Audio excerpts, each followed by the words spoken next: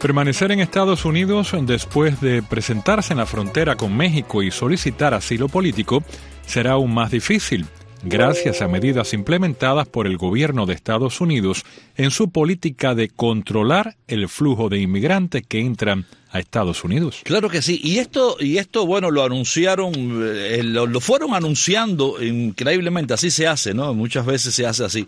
Lo fueron anunciando, lo han estado anunciando funcionarios de la Casa Blanca. A la agencia Reuters, 3 funcionarios le dieron detalles, también a la cadena Univision, al corresponsal en Washington, le dieron detalles, a otras cadenas le fueron dando detalles otros funcionarios y lo han ido filtrando poco a poco, y por supuesto los abogados se han ido nutriendo de todos sus contactos también para saber en definitiva qué es lo que va a pasar en la frontera. Ya se había dicho, o sea, yo creo que esto es una continuidad de poner la cosa un poco más difícil. Cuando digo la cosa, los cubanos entienden que es el asilo político, ponerlo un poco más difícil.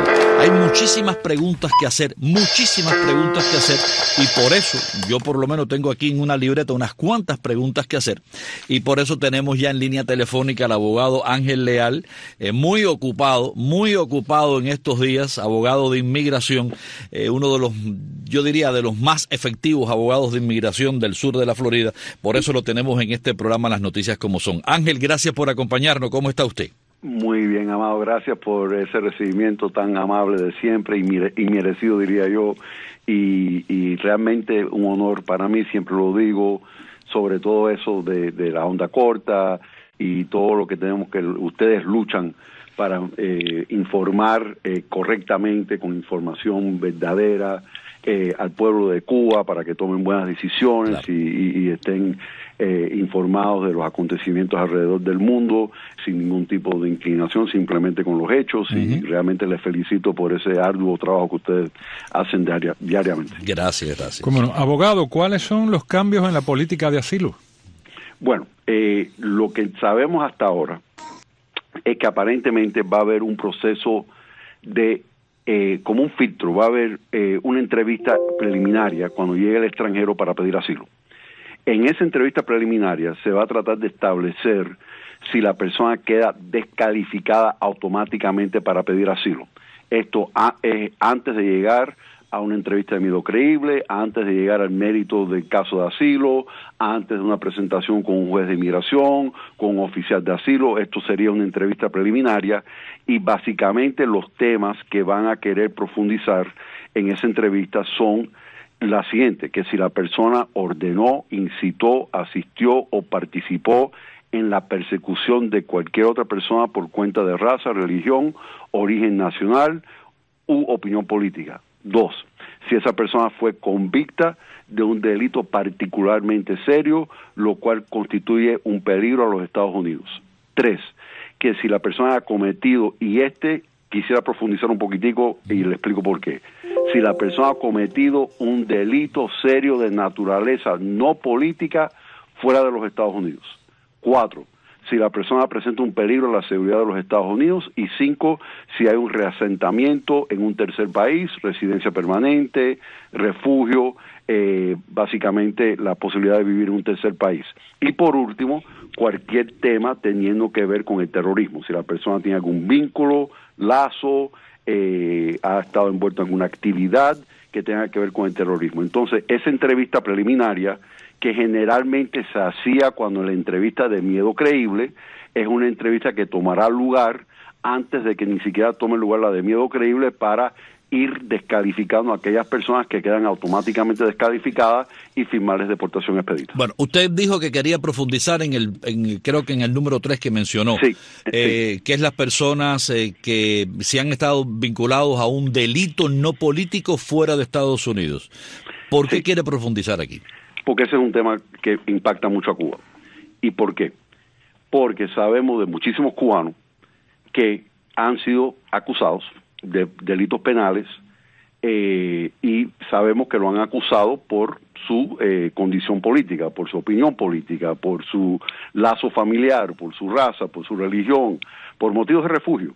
Sin embargo, sabemos que en Cuba le van a acusar de un delito común. Claro. O sea, muchas veces vemos en Cuba el delito, el delito político, no el delito, la oposición política disfrazada como delito común, por haber participado en una manifestación, por haber gritado algún libertad, 11 de julio, patria y vida, y de pronto la acusan de otra cosa que nada que ver. O sea, pero entonces, ¿qué pasa? Que cuando durante esa entrevista el cubano, por ejemplo, tenga un antecedente penal y a lo mejor lo acusaron hasta de asalto, de agredir a una persona, de disturbio público, algo por el estilo, que pudiera haber sido hasta procesado como un delito serio, un delito mayor, pero sabemos que en realidad el delito ocurre por la condición política de esa persona. Claro. Y eso entonces hay que tener cuidado, porque lo que no quiero, y lo hemos visto inclusive en el contexto de la entrevista de Miedo Creíble, es que de pronto descalifiquen a la persona por un delito, por un presunto delito común en Cuba, cuando sabemos que en realidad el delito común existe en el caso porque es una persona opositora. Ahora, aquí, perdóname, pero aquí hay algo que me llama mucho la atención. Entre el gobierno de Estados Unidos y el gobierno cubano hay algún tipo de base de datos donde el gobierno de Estados Unidos pueda entrar a través de las huellas dactilares, de huellas digitales, como se le dice aquí, de esa persona, historia de esa persona. ¿Hay intercambio de bases de datos de Cuba para acá que pueda el gobierno, que CBP en la frontera pueda decir, ok, esta persona estuvo 5 años preso? Que yo sepa, no. Lo que entiendo que puede suceder es que puedan averiguar a través de el Consulado Americano en La Habana, quien a la vez puede contactarse con las autoridades pertinentes en Cuba para obtener algún historial delictivo de alguien quien estén procesando en ese momento. Entonces creo que en el caso de Cuba pudiera ser a través del Consulado Americano. No sé qué tanto acceso tendrían directamente a esa información. Abogado, ¿esto está ahora enmarcado en la entrevista de Miedo Creíble? No, excelente pregunta, no. Es antes de la entrevista de Miedo Creíble, es decir, que antes de que llegue al paso de la entrevista de Miedo Creíble, ya usted le firmaron la deportación expedita, le hacen esta entrevista preliminaria de estos descalificativos. Y si llegaran a entender que usted quedó descalificado, ni siquiera va a llegar a la entrevista de Miedo Creíble. Pero puede un oficial, y esto es hablando ya técnicamente, puede un oficial de frontera, en este caso CBP, un CBP, puede un oficial en frontera negarle a una persona que se presenta y solicita un asilo político, ¿puede negárselo? No el asilo, le pueden negar la oportunidad en base que la persona presuntamente quedó descalificada por perseguidor, por el antecedente penal particularmente serio, por el delito no político serio fuera del país, porque constituye un peligro a la comunidad, a la seguridad nacional, por reasentamiento o por terrorismo. Entonces, en realidad nunca llegan al mérito del caso de asilo, porque ya lo están descalificando por alguno de estos motivos que la ley de inmigración estipula que son descalificativos, pero son cosas que se tienen que demostrar. Y en el transcurso de esta entrevista, si la persona lo llegara a admitir o si ellos llegaran a determinar por el testimonio de la persona que algunos de estos motivos pueden existir, inclusive a través de la propia investigación que ellos pueden hacer. Recuerden que también le van a tomar las huellas dactilares, imagen ocular. Ellos tienen, este es el Departamento de Seguridad Nacional, ellos tienen acceso a ciertas bases informáticas, y ni hablar derecho que cuando esta entrevista tome lugar es con un oficial federal bajo penalidades de perjurio, donde puede ser acusado inclusive la persona de una especie de fraude inmigratorio si le miente al oficial. O sea que es complicado, pero básicamente la idea es tratar de descalificar y deportar a aquellas personas lo más rápido posible que no van a poder calificar para asilo por alguno de estos descalificativos. ¿Esto califica para cubanos o para todos? Para todos.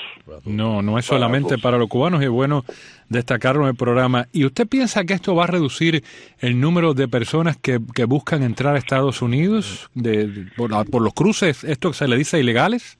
Sí, no significativamente. Pero lo que sí creo es que esta va a ser la primera de varias otras medidas que se van a tomar de acción ejecutiva.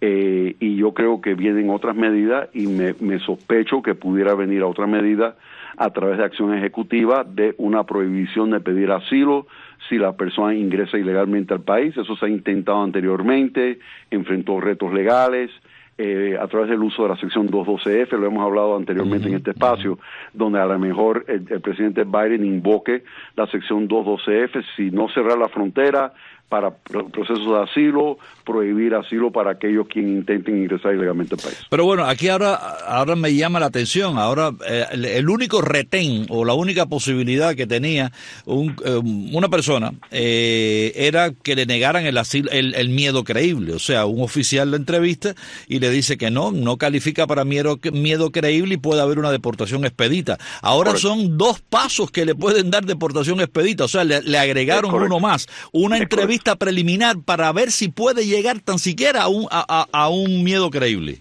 Así lo entiendo yo, y eso es correcto, y yo creo que esa es la idea detrás de todo esto. Yeah. ¿Y esto le limita al solicitante no volver en este caso, a tratar de ingresar ilegalmente a Estados Unidos por 1 año, se dice, o indefinidamente? No, 5 años. 5 años. 5 años de castigo por una orden de deportación expedita.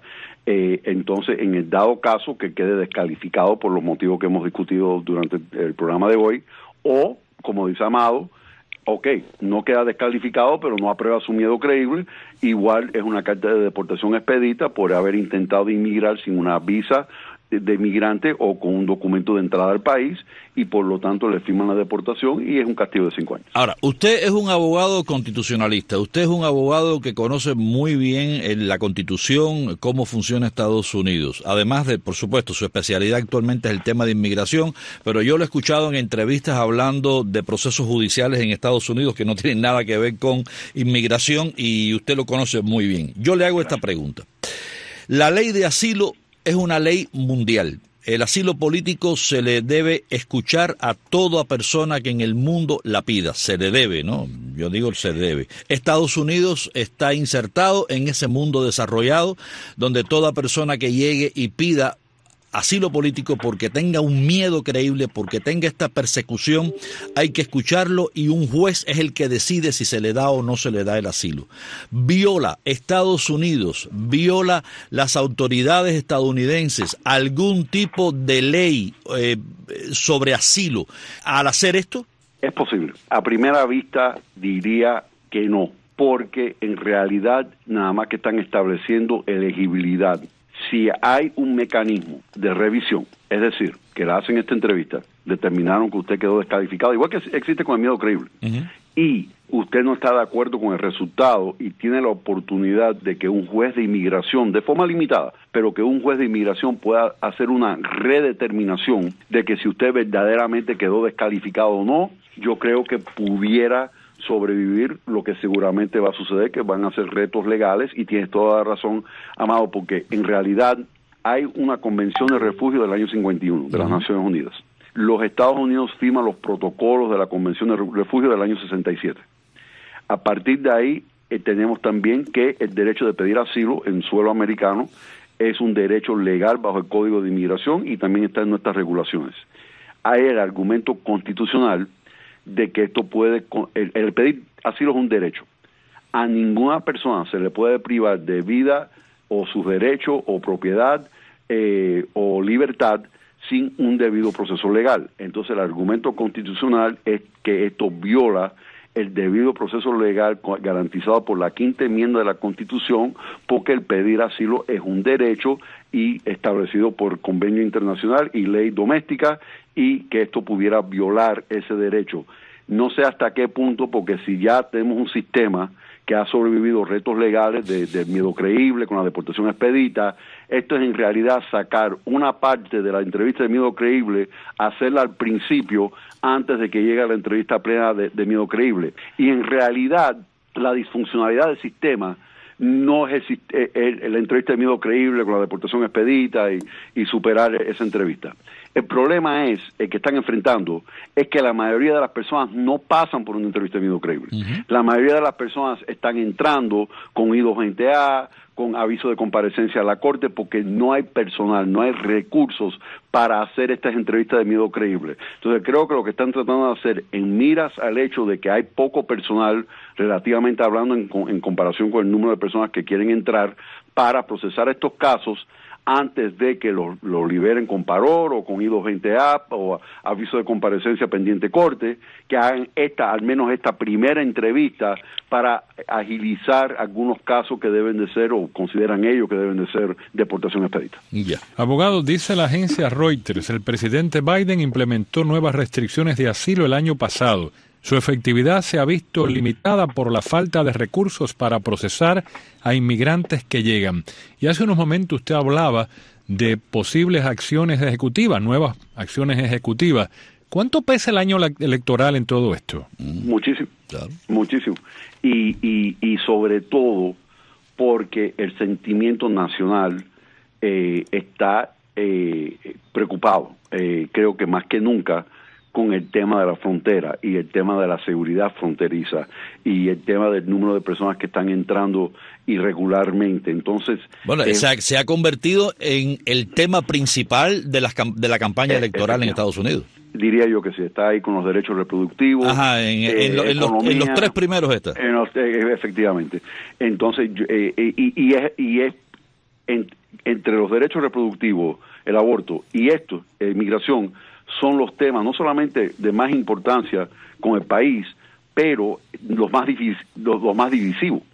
Porque los que apoyan la inmigración lo apoyan entusiásticamente. Los que están en contra de la inmigración irregular están en contra de la inmigración irregular, también con mucho entusiasmo. Con mucho entusiasmo, sí. O sea, que en realidad es un tema donde hay sentimientos encontrados para muchas personas, y se convierte no solamente en un tema importante para el país, pero un tema divisivo para el país. Y ya he visto alguna correspondencia de algunos representantes demócratas que están pidiendo algunas medidas de control fronterizo. Hubo ese acuerdo bipartidista recientemente cuando el problema de la ayuda al exterior con Ucrania e Israel, donde se trató de incluir ese acuerdo bipartidista que no entró al final, pero vemos que más y más es un tema donde hay cierto espacio donde creo que hay acuerdo entre ambos partidos de que se tiene que frenar el flujo migratorio de la frontera. Donde viene, yo creo que la diferencia de opinión y la polémica, primero, cómo hacerlo, y segundo, ¿y qué pasa con los soñadores? ¿Y qué pasa con los portadores de DACA? ¿Qué pasa con los tepecianos? ¿Qué pasa con aquellas personas que son familia inmediata de ciudadanos americanos? Porque tenemos que recordar que hay muchísimas familias en este país que son familias mixtas, claro, donde tienes personas documentadas y personas indocumentadas, y por tecnicismos legales que no se han implementado, que no se han resuelto, por así decirlo, básicamente no tienen un camino a recibir una residencia a pesar de un parentesco directo con un esposo, hijo, padre, ciudadano americano, tal vez oferta de empleo, a lo mejor una persona titulada, profesional, y entonces hay muchísimas personas en este país que han estado aquí con permiso de inmigración, con los tepecianos, la gente con DACA, los muchachos con DACA, mejor dicho, que han estado aquí con permiso, en el caso de los tepecianos por casi 25 años. Y todavía no hay un camino a la legalización permanente. Entonces, ¿nos vamos a enfocar nada más en el control fronterizo o qué vamos a hacer con, depende de la estadística que uno vea, de los 12 a 14 millones de personas que de alguna forma u otra están indocumentadas en el país? Claro que sí. José Luis decía, esto es para todos, y a mí inmediatamente la mente es rápida, ¿no? Pienso que sí, es para todos, pero hay una gran diferencia. Por ejemplo, aquí hay muchísimos mexicanos y centroamericanos que ya tienen un control prácticamente de cómo entrar ilegalmente a Estados Unidos y mantenerse como irregulares o indocumentados implementados dentro de Estados Unidos, ya tienen las tomateras donde van a trabajar, los campos donde van a trabajar, donde los tienen, y después que hacen un poco de dinero en la temporada, se regresan también por la frontera a sus países, simple y llanamente a vivir un poco mejor porque ganaron dólares en Estados Unidos. No es el caso de los cubanos. Los cubanos quieren venir y quieren tener permiso de trabajo, quieren regularizarse, quieren tener la residencia al año y un día. Si entran de manera irregular por una frontera, sin que los supervise absolutamente nadie, se quedan como entes, como si fuera un marciano viviendo en Estados Unidos, porque no puede hacer absolutamente nada. Es cierto esto, ¿verdad? Yo, en realidad, esta medida particularmente no creo que tenga ese efecto. Lo que sí creo es que van a haber medidas posteriores donde van a tratar de limitar la posibilidad de pedir asilo para aquellas personas que tratan de entrar entre los puertos de entrada. Eso sí creo. Ya. Y va a terminar en lo que usted dice, que es un limbo, pero un limbo dependiendo de... O sea, si es una deportación expedita, donde presuntamente la persona debe ser deportada, literalmente deportada, y no pueden deportar a la persona, porque a lo mejor Cuba no está dispuesto de recibir los 600,000 cubanos que dijeron que iban a recibir cuando la última cumbre migratoria que tuvo con Estados Unidos, y a lo mejor no hay donde mandar a ese cubano. Entonces dejaste a ese cubano con una I-220B, con una orden de supervisión, con una carta de deportación final, donde se tienen que reportar con ICE, donde no tiene un camino a la legalización. Y eso sí veo que puede... O sea, antes de la opción de buscar la manera de que la persona se pueda legalizar, y más cuando no se trata de antecedentes penales, de personas que hayan tenido problemas con la ley. Entonces, eso desde mi punto de vista es problemático, porque es posible que tengamos un gran número de cubanos que en realidad vienen con buenas intenciones de pedir asilo, de trabajar, de echar para adelante, y que de pronto terminen con una deportación porque quedaron descalificados, porque no aprobaron su miedo creíble, y una deportación no ejecutable porque Cuba de pronto no está dispuesto a aceptar tantos cubanos como dijeron que iban a aceptar. Sí, pero entonces pueden pasar después 2 años y en 2 años lo montan en un avión y lo mandan para Cuba. Después que esa persona posiblemente hasta tiene hijos aquí en este país. Efectivamente, y la problemática de eso es que cuando nosotros lidiamos con una carta de deportación de la Corte de Inmigración, yo tengo un recurso, yo puedo presentar una moción de reapertura con la Corte, pero cuando estás hablando de una deportación expedita, es casi imposible rescindir esa orden, porque es una orden administrativa por parte de un oficial de inmigración, no es una Corte, no es donde puedo presentar, o sea, lo hemos intentado, es muy difícil. Yo diría, en honor a la verdad, casi imposible. Entonces los recursos son muy limitados para aquellas personas con órdenes de deportación expedita, que son órdenes administrativas, que no puedo presentar una moción, entonces hay que considerar un paro administrativo de la deportación, otras medidas que son mucho más difíciles. Abogado, finalmente, ¿esta política más restrictiva viene de la administración del expresidente Trump? Sobre todo lo de los terceros países, el que ha pedido asilo de terceros países. Mucho de esto se intentó cuando la administración Trump, todo se retó a nivel de Corte Federal, muchas de las medidas no se implementaron, algunas sí, pero sí, mucho de esto viene de la administración Trump, pero creo que más que quieren igualar lo que hicieron cuando la administración Trump, entiendo de que están buscando desesperadamente alguna solución para parar el flujo migratorio irregular en la frontera, porque es un problema que, en honor a la verdad, el país ya está saturado. El país está saturado y el personal, quien los atiende, está saturado. No, es increíble. La cantidad de personas que se ha presentado por la frontera después del COVID, después de la situación del COVID, ha sido récord. Se ha roto récord de todo lo... Y sobre todo también por las situaciones de Venezuela, Cuba y Haití. También Haití hay que poner... Nicaragua. Y Nicaragua también. Y Centroamérica. Exactamente. Pero bueno, más de los países de siempre.